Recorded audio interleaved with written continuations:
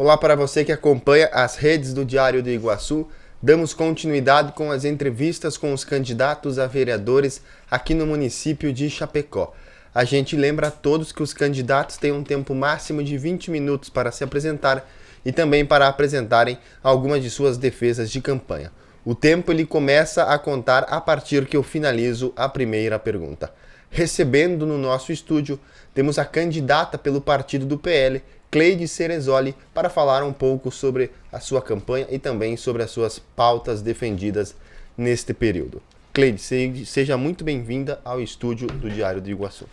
Muito obrigada, Vitor. Obrigada pelo convite, por poder estar aqui apresentando minhas propostas e também me apresentando. Então, a senhora, para começarmos a nossa entrevista, já poderia falar um pouco mais sobre sua atuação na vida pública, na vida profissional, contar um pouco mais sobre você para a nossa audiência? Sim, eu nasci no Rio Grande do Sul, moro em Chapecó há mais de 40 anos. Eu trabalhei 11 anos em empresas privadas, aí depois ingressei no serviço público como servidora efetiva. Em novembro vai fazer 25 anos de serviço público. Atuei já eu trabalho na Secretaria de Administração Prisional e Socioeducativa, sou efetiva lá. Também já trabalhei na Secretaria Regional como gestora de assistência social e também como ouvidora geral na Prefeitura Municipal de Chapecó.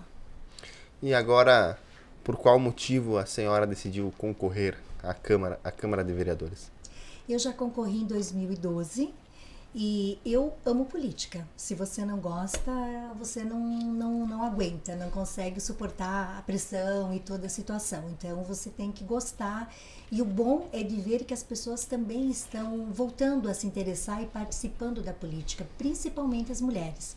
Porque em 2012, quando fui candidata, eu não tive assim muito apoio das mulheres.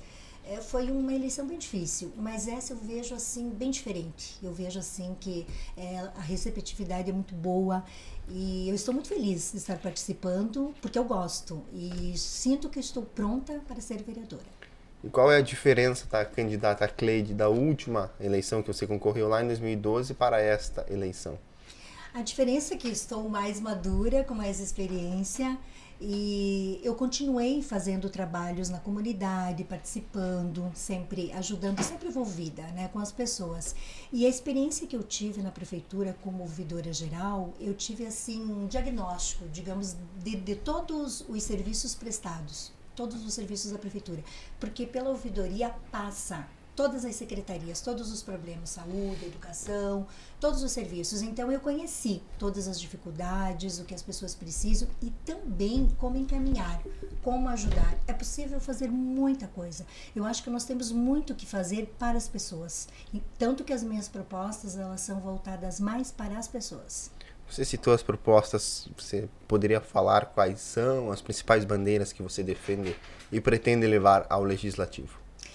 Como eu trabalho com adolescentes, cumprindo medida socioeducativa, eu vejo assim a grande dificuldade para encaminhamentos, mercado de trabalho, preparação. Eles precisam ser preparados, precisam de oportunidades, de curso, profissionalização. Então eu vejo que essa área é muito importante. Inclusive tem um projeto de governo que está se iniciando, e eu estou também à frente desse projeto, que é o egresso. Já existe no sistema prisional, no socioeducativo está iniciando, que é depois que o adolescente cumpre a medida, que ele seja encaminhado para o mercado de trabalho e também para outros, para a saúde, para a educação, né? Para todas as questões, para tudo que é importante na vida dele e da família dele também. E isso é muito importante e ele precisa ser preparado, ele precisa ter curso, ser profissionalizado para que a gente possa também ajudá-lo. E eu vejo que a gente precisa fazer políticas públicas antes deles virem, antes de se envolverem com problemas. A gente conseguir tratar criança, né, políticas públicas para as crianças, para os adolescentes, que aí vai diminuir esse público. E que é importante que ele tenha um custo alto para o Estado, para todos nós, para o governo, né, porque o dinheiro é nosso. E tenho também para as mulheres, fortalecer os clubes de mães, as mulheres possam ter um trabalho informal, porque não, né? Crochê, tricô, unha, todas essas questões. E isso geralmente acontece na comunidade, nos clubes de mães, inclusive eu tenho visitado. E outra que é bem importante, que já é uma bandeira minha de 2012, que é uma casa-dia para o idoso. Para aquele idoso que precisa de cuidado, que precisa de companhia. Não é porque nós temos hoje em Chapecó bastante festividades para o idoso, que é ótimo, que é maravilhoso. E precisamos agora alguma coisa para aquele idoso que não pode ficar sozinho. Não estou falando do idoso acamado, que precisa de uma atenção especial. Aquele que não pode ficar sozinho em casa. E que a família tem muita dificuldade de sair, de trabalhar. E também não tem condições de pagar um cuidador. Porque custa caro e é justo, né? Porque o cuidador é um trabalho super especial. Mas nem todo mundo consegue bancar. Então a gente está pensando, já estamos construindo já o nosso projeto da Casa Dia. Que seria o idoso vai lá, passa o dia, ou de manhã, ou fica tarde, fica o dia todo. Isso tudo a gente vai vendo a demanda conforme ela vai surgindo. E trabalhando com voluntários, com o apoio do privado, do público, né? Eu acredito assim que todas as pessoas vão ajudar e que é bem importante. Pode ter alguém tocando gaita, pode ter violão, um joguinho de cartas, podem ver televisão, fazer crochê, tricô, essas coisas, né? Um bate-papo, uma conversa. Então a casa dia é assim hoje uma coisa muito querida para mim, muito especial para mim. E como, voltando à questão dos jovens ali, Sim. como tirar o jovem da rua, assim, dessa vida obscura, digamos, para que ele não entre nessa vida e que ele tenha uma vida, digamos, digna, assim, que ele possa fazer faculdade, que ele possa... Sim, a gente vê assim, ó, eu sempre falo no meu trabalho com meus colegas que é muito difícil você competir com o dinheiro fácil. Porque o tráfico, enfim, a criminalidade, é o dinheiro fácil e rápido. Mas o resultado é cadeia e muitas vezes o cemitério, como a gente vê que isso acontece. É um caminho difícil e sem volta. Então precisa muito esforço e muitas políticas públicas e muita vontade de privado, de público. Não é um problema só do público, é do privado também. Porque ele acaba criando um problema para toda uma comunidade, para toda uma sociedade. E as famílias, elas precisam de ajuda, essas famílias, elas também precisam ser encaminhadas. Na verdade, tem que ver o problema lá na raiz. Como é que está essa família? Questão desemprego, problema com alcoolismo, com droga. Outra coisa que precisa em Chapecó e não tem, e que é uma bandeira minha desde 2012, é uma clínica para atender dependentes químicos. Nós não temos em Chapecó. É um problema muito sério e nós não temos. Tinha uma ala antigamente no hospital regional, mas ela foi desativada. Então isso também vem ao encontro, é necessário. Precisa, dessas duas coisas precisam andar junto. E também dar oportunidade. Nós precisamos que as pessoas se conscientizem que nós precisamos ajudar e dar oportunidade para esses adolescentes. A maioria deles, eles são evadidos da escola. Começa por aí, né? Não gostam de estudar ou tem problema e não vão. Ok, não quer estudar, não quer fazer faculdade, vamos procurar cursos técnicos.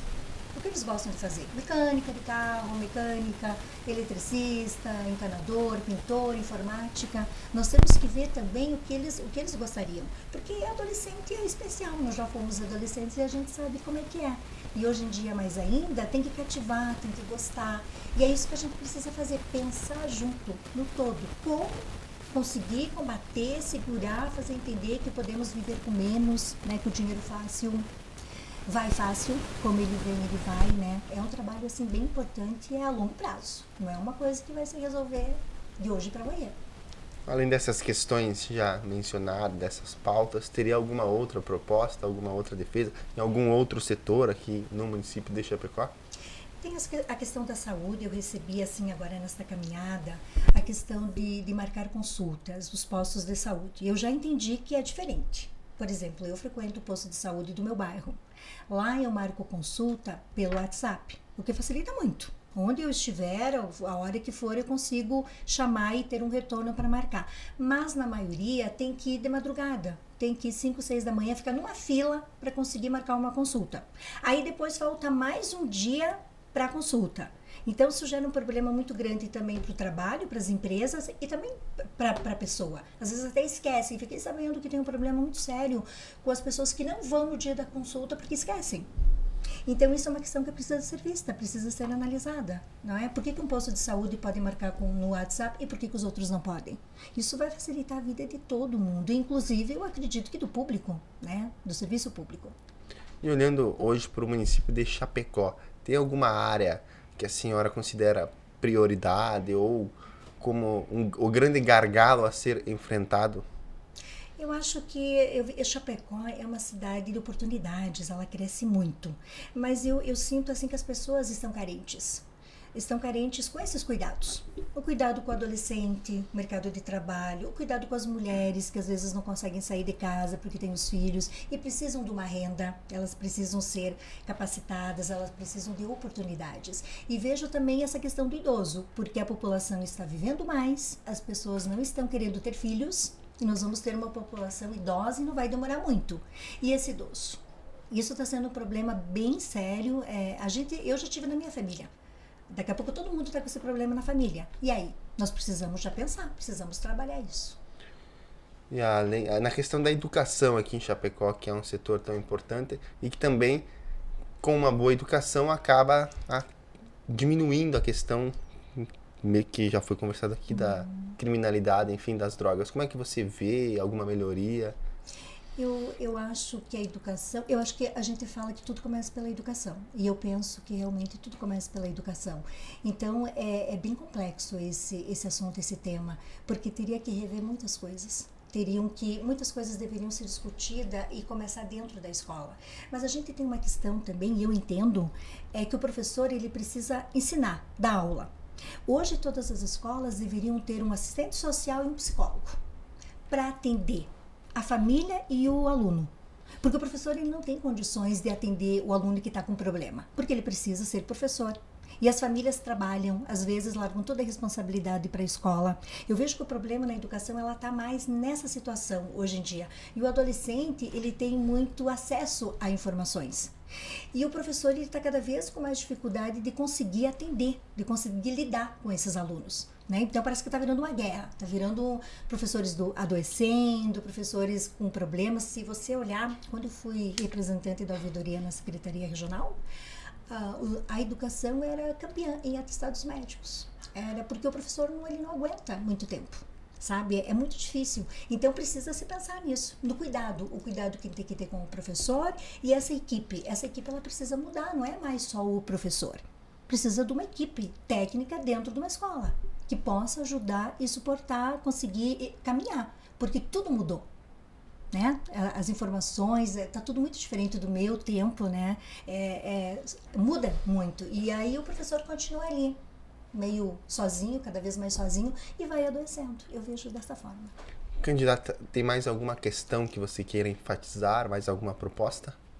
Eu quero falar para os chapecoenses, para que pensem muito bem, o quanto é importante votar, o quanto o nosso voto é importante, porque o nosso voto ele muda a nossa vida, ele muda a vida das pessoas, porque tudo passa pela política, tudo, o que comemos, o que bebemos, o que vestimos, tudo faz parte da política, então nós temos que pensar bem quem vamos votar. Vereador tem que ser vereador, ele tem que ser eleito para ser vereador e não ser secretário. Hoje a gente vive uma situação no município, ele se elege vereador, muitos, e vão ser secretário. Quem assume é o suplente, mas o suplente ele nem é dono do gabinete dele, ele continua sendo do vereador. O vereador é secretário e dono do gabinete. Aí nós temos lá uma Câmara de Vereadores vivendo numa bolha, que não podem tomar atitudes porque ele não manda no gabinete. Então eu acho que isso é muito importante, preciso pensar nisso, é preciso que as pessoas, que a comunidade, que os chapecoenses exijam. Quem foi eleito vereador tem que ser vereador. Só assim nós vamos ter mudanças importantes, nós vamos crescer e essa situação toda vai mudar. Senão nós vamos permanecer como se os vereadores estivessem numa bolha, se elegem e vão para a secretaria. Aí eu acho isso bem complicado e é preciso mudar. E como você vê a função de um vereador? O vereador, ele tem que estar disponível para a população, para todos, não é só para o seu eleitor e nem para o seu partido. Ele precisa estar aberto para todos. Depois que você está eleito vereador, você tem que cumprir o seu papel. Você tem que fiscalizar, você tem que propor, você tem que visitar as comunidades, você tem que participar de grupos. Não é só ir lá na hora da sessão, como nós temos alguns exemplos. Tem vereador que tem 3 empregos.